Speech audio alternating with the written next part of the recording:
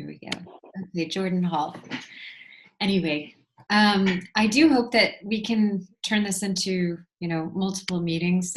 This one might be abbreviated tonight, but I just wanted to get some background on your ideas on the Blue Church.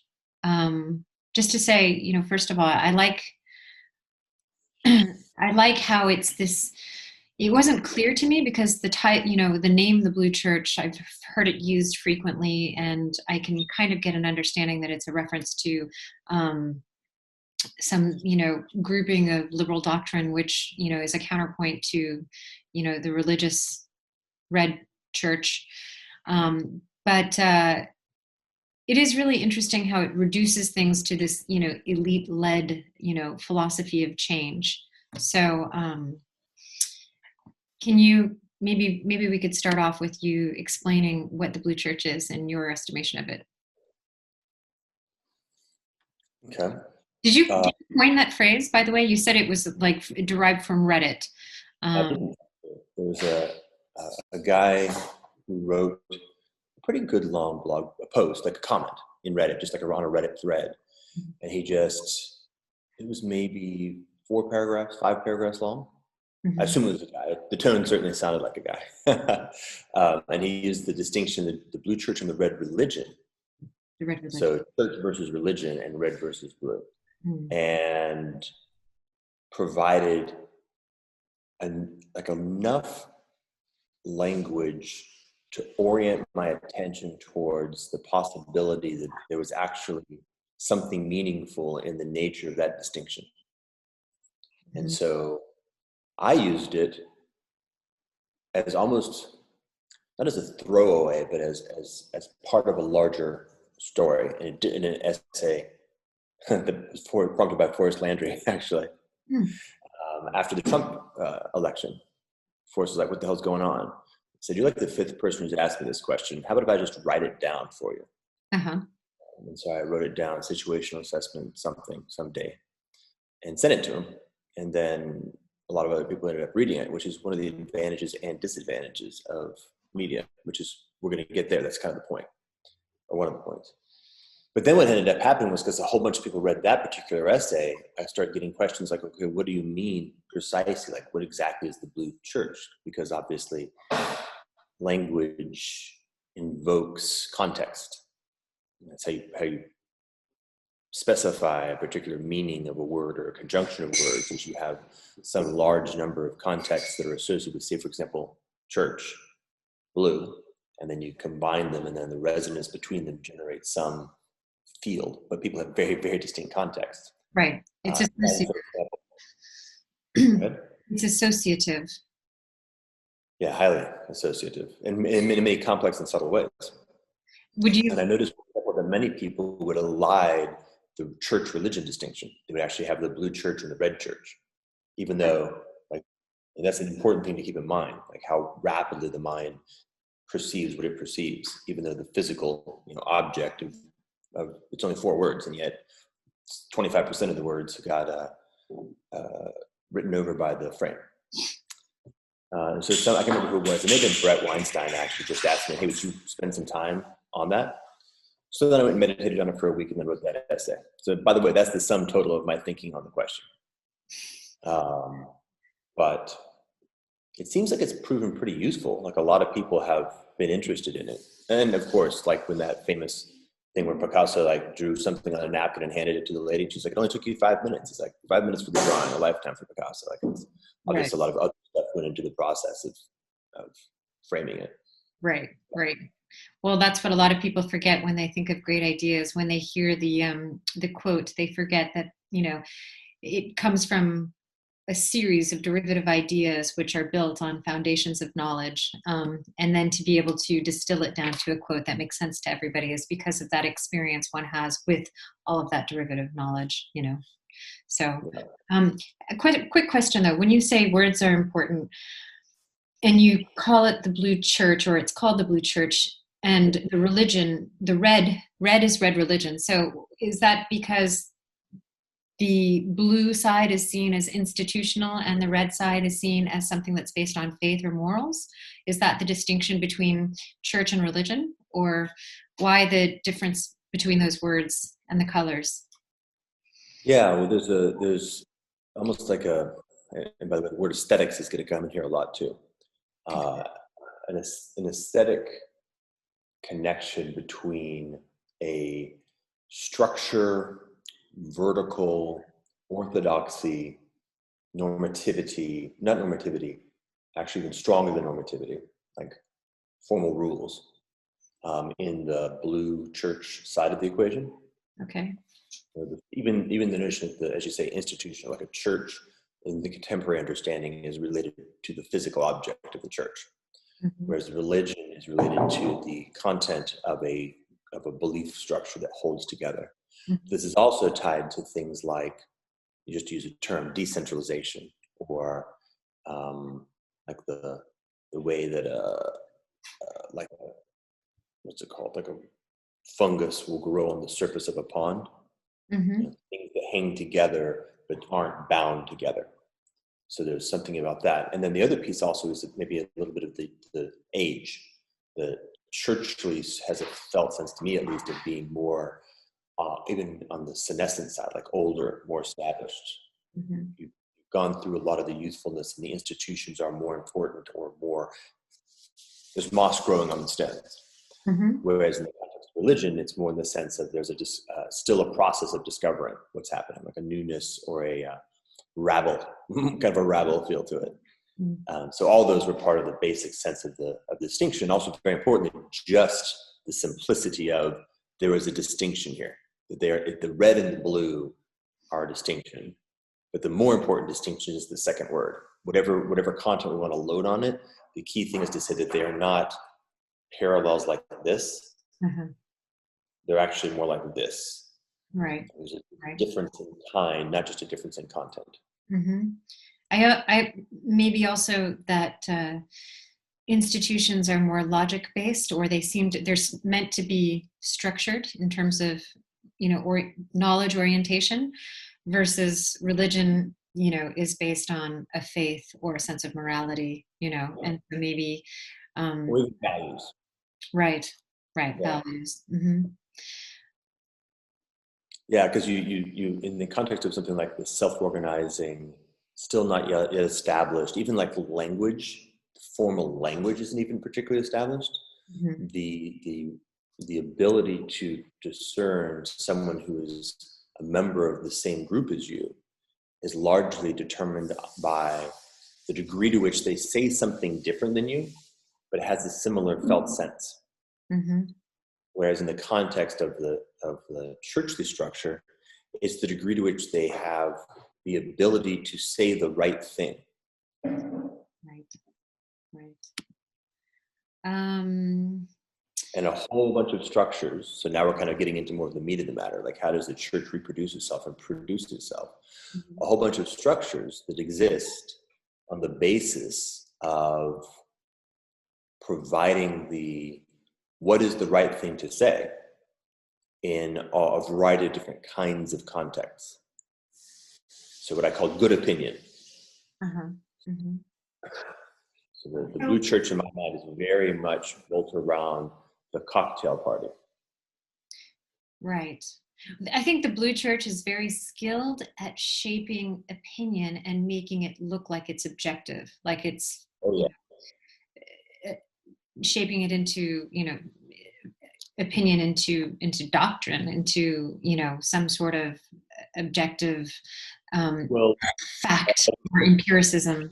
That I'm actually noticing that perhaps the precise point, and one of the reasons why things are showing up the way they are now, is that it actually obfuscates the distinction between intersubjective and objective.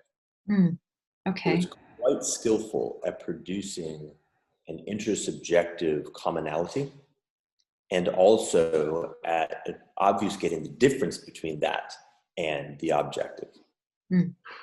So we all agree that it's noon, even though it's midnight, but we sort of also choose that our collective agreement is more important than the fact that it's dark outside. Right, right, right, exactly. That's a very good example. Um, and so how do you feel these differences between Blue Church and the Red Religion affect speech and affect the way that the speech is communicated in order to A, describe something meaningful versus B, mislead with language or Yeah. data or other evocative images or propaganda? So this is nice, by the way. Thank you. I'm. You know, we're sort of we're exploring the territory of this in a way that is new in my personal experience, and I think bringing out some stuff that's more meaningful than I think has been Oh, thought about in different contexts. thank you.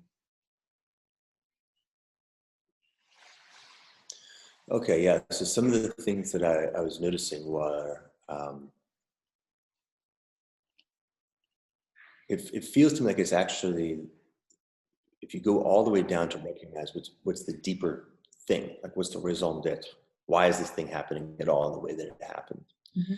and to realize that in fact in some ways it's almost entirely not indifferent, but the basic stuff you're dealing with here is the problem of how do we get large populations to not go nuts?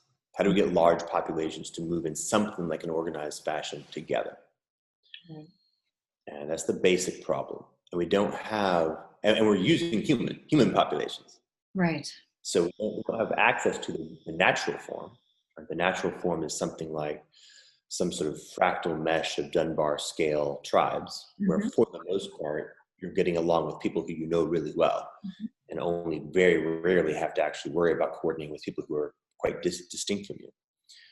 Whereas in the context of contemporary environments, we're dealing with situations where you're almost never hanging out with or coordinating with people who you know very well. So we've got this problem of very, very big differences in context, assumption, habit, intent, connotation, and in many cases, even like values laid deeply and even deeper, in fact. Epigenetic and genetic distinctions, like deep stuff, are different, and yet needing to be at least hanging together reasonably well for the most part, and in fact, ideally hanging together really well, going to the moon. I mean that concretely, not just metaphorically. Right. Uh, and so you're sort of weaving together the solution to this problem using the tools that you have at hand. Right? So I've got 100 million, this is a specific date and time, we got 100 million hominids, primates, Homo sapiens, from God who knows 2,000 distinct subcultures and lineages across a 3,000 mile territory, Mhm. um, some fraction of which are literate, most of which are literate, but not all. And I've got things like newspapers, and I've got cars are just really starting to come online in a large amount. I've got radio really big, like most people are not tuned into radio. So that's the starting point. And now I'm okay, go, click. Whoever figures out how to combine these things together into the strongest form of collective coherence Mhm. ends up being the one that establishes ultimately dispositional control over what's happening. Right. That is a general rule. So Right. in general, we're always looking at that tension. And right now, the tension between the Blue Church and the Red Religion is a tension between distinct approaches to solving that basic problem in an emergent context. Right? So the internet provides affordances for connecting and coordinating choices and behaviors in a way that, say, for example, newspapers and television did not. So there's actually a novel possibility. But the Blue Church, as a coordinated structure, has an optimized capacity to integrate a wide variety of distinctive technologies, approaches, institutional forms. So it's mature and well integrated. So you've got new, high potential, but immature and poorly integrated with lots of gaps, and old, relatively low potential now because it's kind of been done to the degree to which it can be done. Mm-hmm. There's always a little bit more you can scrape out of it with effort, as we've seen. And that's in many ways the fundamental tension, and the alignment, or the reason why it ended up being blue church and red religion, is more or less because the value structures and subculture dynamics that ended up migrating over to the religion side first, it basically just lost the conflict for control over the church side. So blue won the church war, more or less, in the period of the 80s to the 2000s. And so red started like, okay, well, what do I do? Well, I might as well try this new thing over here because I've lost here, or more or less have lost, sort of fighting a rearguard action here. So a bunch of people started squeezing out. Generally speaking, you don't try new stuff unless you have to, particularly if you happen to be dispositionally conservative, which is an interesting, there's a whole set of sub-epicyclic loops here. Mm-hmm. So things like belonging, Right. in-group, out-group, like simple, basic hominid stuff like that. Like, how do you use and activate shame? Right. Which, of course, is an in-group, out-group dynamic, boundary condition. Right. And this is that notion of good opinion. You Right. show up at the cocktail party, and I don't know if you've ever had this experience, but I've had it a few times where I've been very conscious of my body's response to being in a social setting, Mm-hmm. a cocktail party, a dinner, with a bunch of people who I've never met. And what I notice is my body is extremely alarmed and confused. And my body's like, what the fuck? I don't know. This is like, why am I currently right now not being killed and eaten? Like, something is crazy. Why are you still here? This is insanity, right? And of course, my civilized, domesticated, trained psychology is not just leaving. A large part of me wants to leave. And then there's this process of like slowly beginning to get some sense of being part of something that has a settled, being an in-group, being part of the in-group. Right. So that's powerful. And when you're in a cosmic complex, like for example, in a city, like say Manhattan or San Francisco, particularly like in the 50s and 60s, Mm-hmm. the ability to learn quickly how to become part of the coherent whole, to be part of the in-group, Right. has a very powerful force. Right. At a basic human level. Right. And then, of course, secondary and tertiary reinforcements. If you are able to become effectively part of the in-group, you also get access to the simple possibilities of the relational potential of being in the in-group. Mm-hmm. This is, I talked to some people who are less familiar with certain aspects of reality and somewhat paranoid, and in terms of conspiracies. And I said, well, in my first person experience, it kind of actually just goes like this. You're hanging out at a white tie dinner, like tuxedo sort of dinner in Manhattan, surrounded by all kinds of fancy people.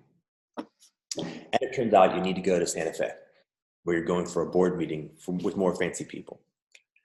And so, as it turns out, somebody else is doing something similar, and they happen to have their own jet because they're all fancy people.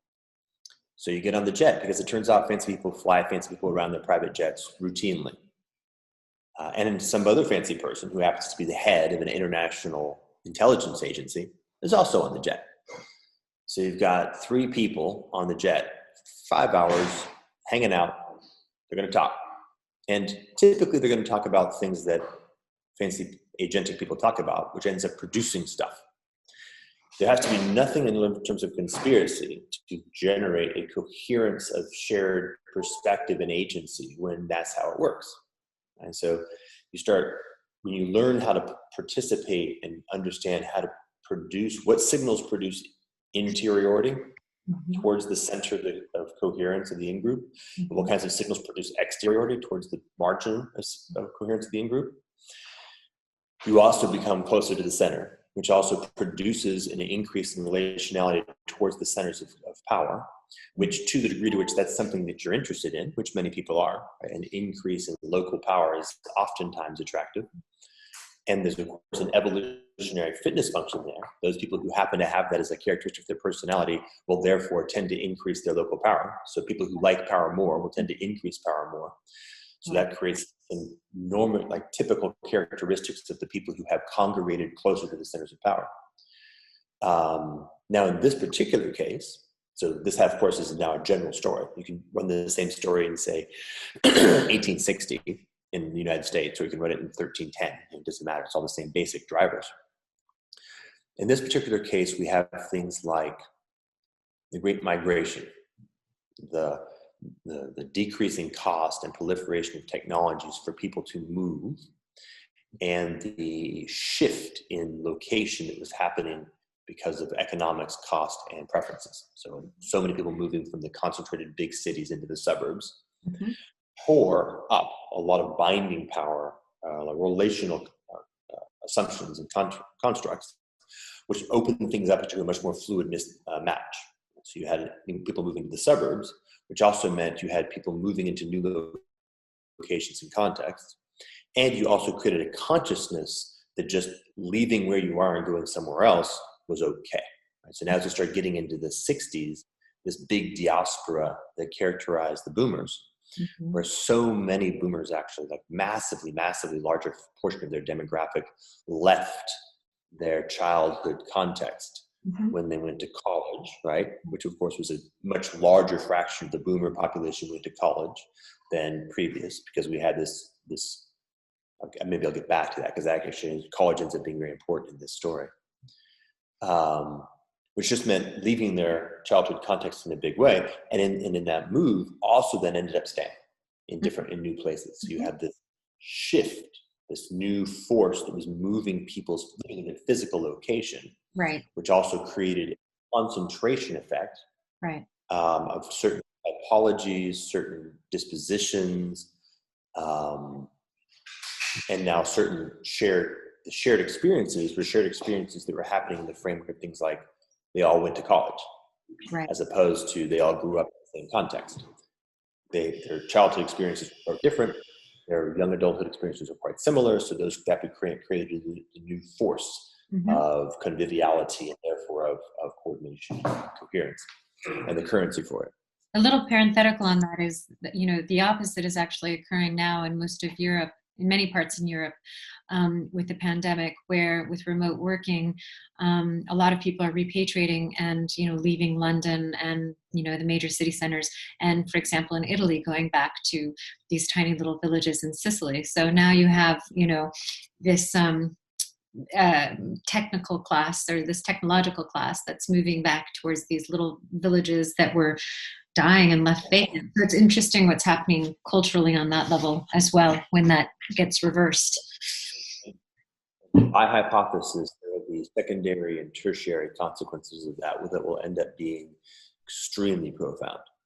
And we should add, in that context, the almost complete, because this remote work, the almost complete replacement of things like newspapers and television, broad, smooth, homogenizing forces. Right. Things like this conversation, which are a very interesting new form that are simultaneously cosmopolitan, like I don't even know where you physically are, but also very specific. So there's a new thing that happens.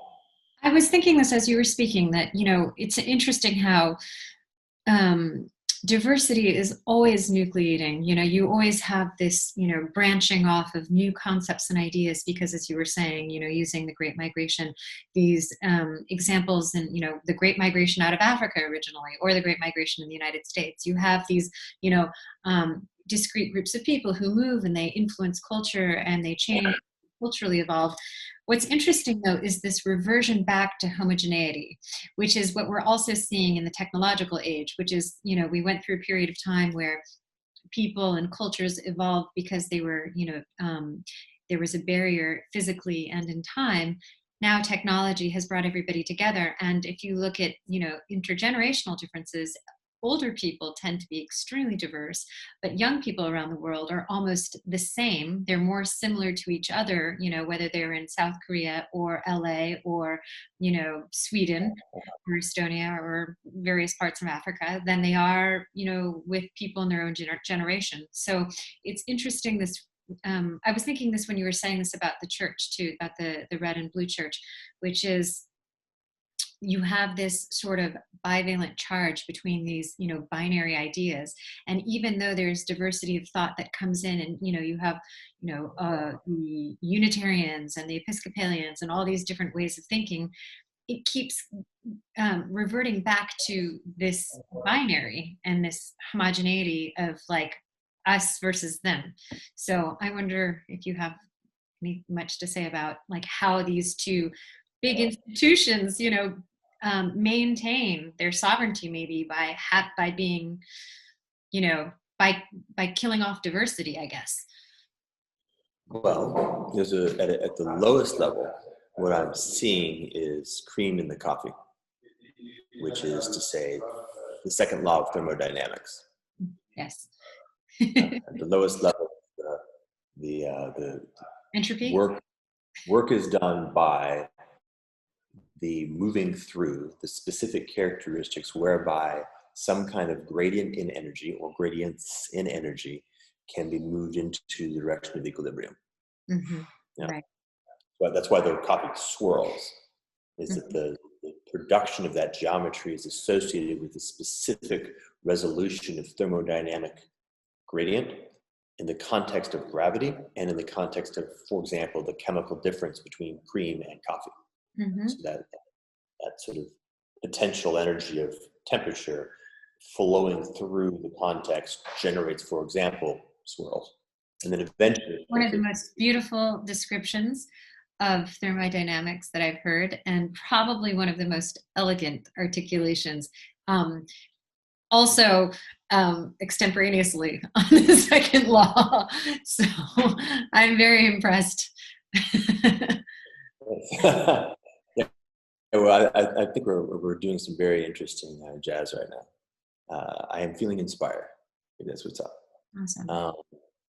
So, and I should note, typically speaking, the story of the second law is very flat. But the way I just described it tries to bring out the fact that the reality is anything but flat. Mm-hmm. So let's do the specific. I've got all right, so let me move back. Let me do a different one, a different degree. So you and I want to communicate. In the beginning, and this, by the way, the actual shape of this is an S curve. Okay, right. In the beginning, we have a lot of potential, which is hidden behind our distinctness in who we are. Mm-hmm. I know you ever so little, like barely. In fact, I know you just enough to actually feel comfortable beginning the process of getting to know you. Right. Persian first. If only I had if you know that one, that's exactly. If only I had a private jet and a white tie affair, to whisk you off. We would have, many more hours and opportunities to, and the context. And unfortunately, we would also explore the multidimensionality of that. So then what happens is that what's the right way of thinking this? So for me, if I spend time contemplating how lightning works, like in a cloud, a storm, what I notice is that, if you've ever seen that little glowy ball thing that came out in the 70s or 80s that has, like, in glass and has fronds of electric, like, yeah. Kind of put your fingers on it and it forms a light. Weird Science, the Weird Science movie, isn't that the That's one of the icons. Yes, right. That's how you make hot. I understand my underlying technology of Hollywood. So remember, I don't know if you've ever done that, but when you put your finger on it, you see there's like a cool little halo that forms around your finger. And then you notice that the little lightning bolt almost like It oscillates around back and forth, and it's almost like they're trying to find a way to make a connection. Like this side, which has the ball that has the energy, and this side that has the finger, which in this case would be the ground, Right. are almost trying to figure out. It's almost Right. like literally that level of anthropomorphic seeking, like they're looking for, and then it kind of gets a little closer, and and then they connect. And when they connect, the whole thing strengthens into a channel. That's Right. actually how it happens in general across all phenomena Mm-hmm. of this sort. So you have a gradient. In the context of the gradient, ephemeral relationality shifts the context of the relationship in a direction where the gradient pulls or creates change in the context of the relationship, such that the space of relationality begins to have more structure, oriented in a given direction. So it moves from randomness to having a certain structure. Mm-hmm. Run the clock forward, it's still ephemeral, but now the ephemerality begins to have a slightly lower degree of pure randomness and has a higher degree of every once in a while, it's more likely to land closer and closer together. Right. Yeah? Right. And then eventually what happens is there's a point, which in this case would be something like a resonance frequency. Mm-hmm. And when that point, that threshold point occurs, and what's beautiful in this example, you can literally see it visually, the contact between the two edges, finally the plasma connects. Mm-hmm. Then what happens is a very rapid establishment of the channel. Mm-hmm. So Right. now we're in the middle, we're into the S-curve. So in that S-curve example, the first part is happening here. Right. There's a point called the nape of the curve where you've actually moved into the second stage, where the channel has been connected. The relationality has begun the process of having enough homogeneity, Mm-hmm. enough sameness, enough similarity, enough sharedness, enough commonality, that there is now a capacity for the gradient to begin the process of flowing back and forth with a higher rate and smoothness. Does that make sense? Yes, it's reducing the stochasticity, basically.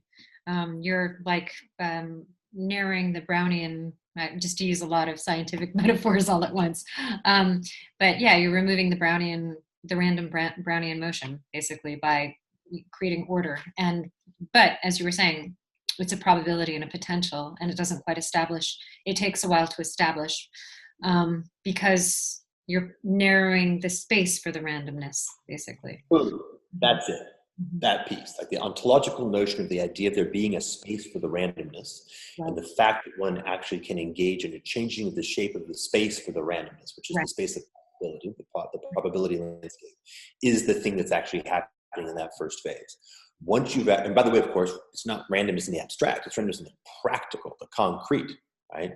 I am in some sense ululating random noise in your direction because we both happen to have spoken the same language, already beginning with a pretty structured construct, but creating shared, like being able to read your facial expressions, your tone, subtle signals. We've already established a bunch of pre-ordered concepts and a felt sense of connection, right, emotional confidence that we can actually do, like all that shit, all of it right, is now begun to narrow. Once the channel narrows with a certain dimension, the rate at which ephemeral events end up being ordinated by an upgradient in connectivity hits a threshold, and now the gradient flows as rapidly as the channel. And by the way, now we're going to move into things like fluid dynamics, right, into a flow, right, yeah, right. Yeah, you can shape. And then it becomes homogeneous, right? Then the gradient closes, and the homogeneous. Then of course, at a certain point, you have an equilibrium in the context of the dimensionality of the things that are in relationship. It's beautiful. I love that. That's great. This is such a great description. Yeah. Neat. I'm really glad to have been able to share that. That's something I've been holding for about 20 years. I think this is the first time I think anybody's actually received it. Wow. Thank you. It's always very hard with him. I can visualize it. In his case, he's like, yeah. This, I could visualize like the, ordering of things too, which brings about this, this connection, first with language, then nonverbal cues, the different ways in which we're kind of processing everything. Yeah. Yeah. Like, I don't know if you dance, but for example, if the two of us were like dancing at the same time. So increasing the dimensionality of relationality. Right.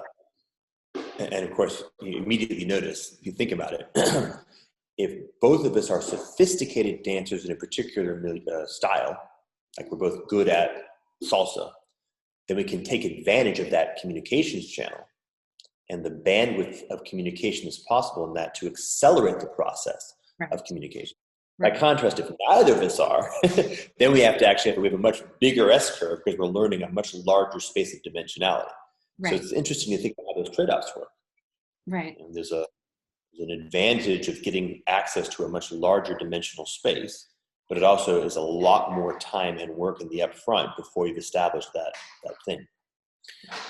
There's something there, by the way, about one of the fundamentals in the relationship between the red religion and the blue church, or between the two fundamental modes. The second mode is bigger in potential, Mm-hmm. and therefore also is taking longer to explore and start closing channels to get it up into secondness. So to run the clock back, go ahead. I was just going to say, I think my Zoom account only allows for 45 minutes, so we might be approaching it, but I could call you back or we could schedule another meeting.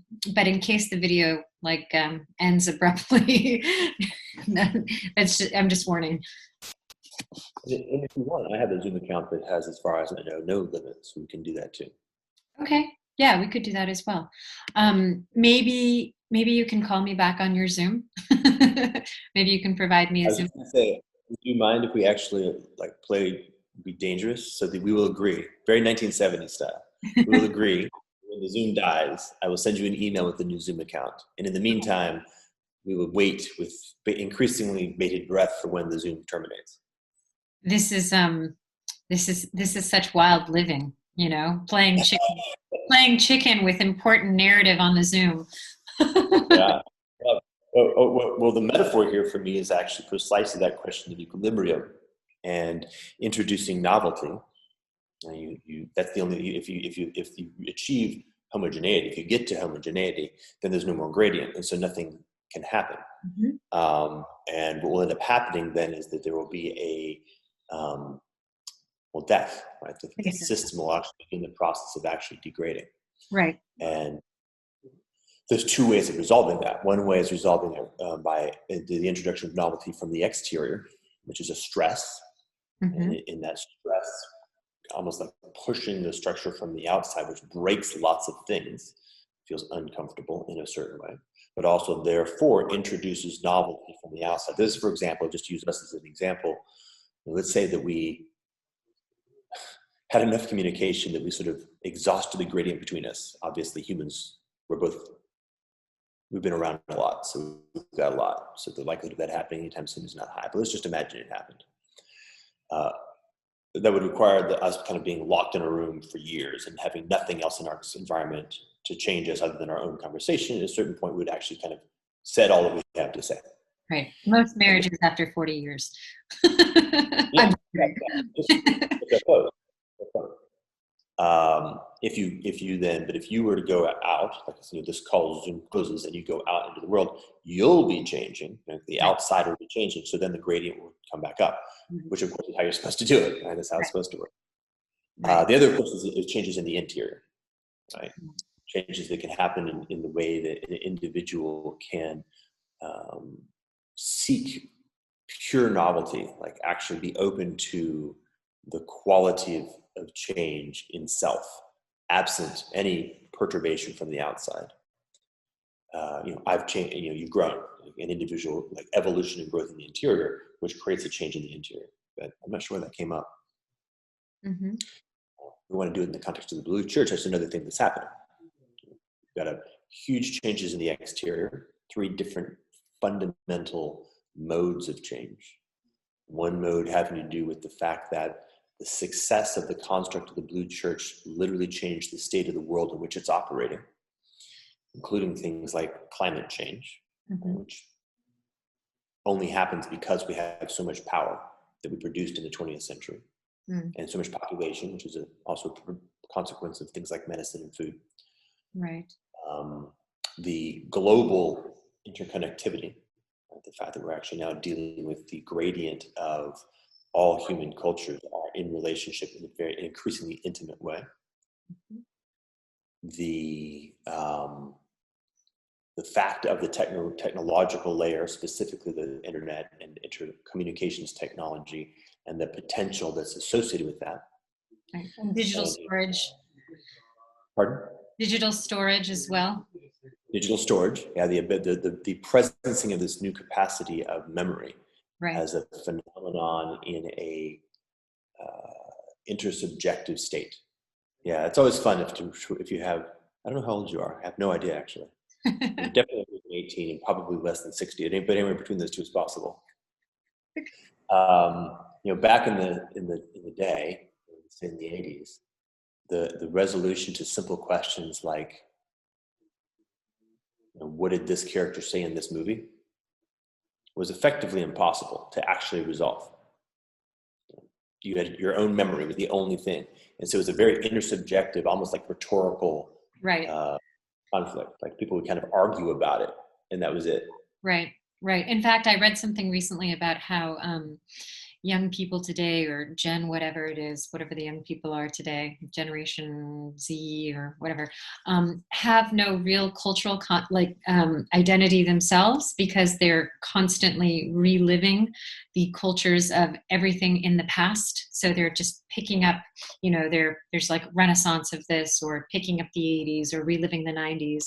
So of course, like through their own natural process and evolutionary processes, it's evolving into something that's their own. But their existence is the memory of something past. Yeah, they're assembling a culture, but they're assembling the culture out of culture. Right.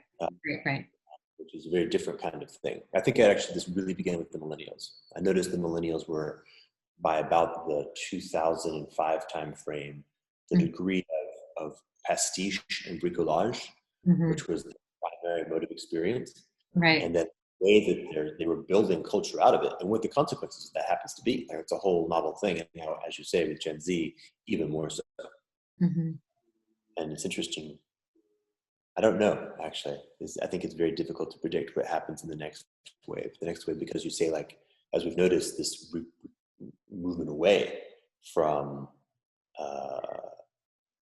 let's say, for example, cosmopolitan urbanism into a more human relational localism may in fact reconstitute, what was it called?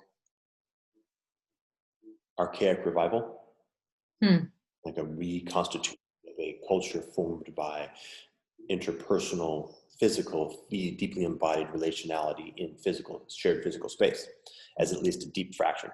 From my point of view, like, we're now getting way far afield, but that's a design intent of Sibian, is precisely that. That roughly 51% of culture is produced in this sort of more old-fashioned way. But also another fraction is produced in a deeply virtual way. And that keeps the gradient very strong. Interesting. So my video didn't die out, but I think my cognitive capacity to maintain an engaged conversation at this time of night is starting to wane a little bit. But I could just listen to you forever, but I would really like to be fully present and engaged, because this is, as you said, pretty special jazz, and I'd like to, participate in it. Is it possible to schedule another call with you? And then I have more questions I'd like to ask you as well, related to the book, and also related to other things as well. Now that I see how you play jazz, I can offer, specific requests. I would like to remind you that we're playing jazz together, so there's not a lot of requesting going on, unless you mean this in a very subtle sense, that a jazz player nudges the whole into neat places. So I would be delighted to be led by you in such a subtle fashion. Thank you. Yeah, I just mean that I understand your range. So now that I realize that we can, explore, in many different areas. And like I said, I'd like to be fresh for that as well.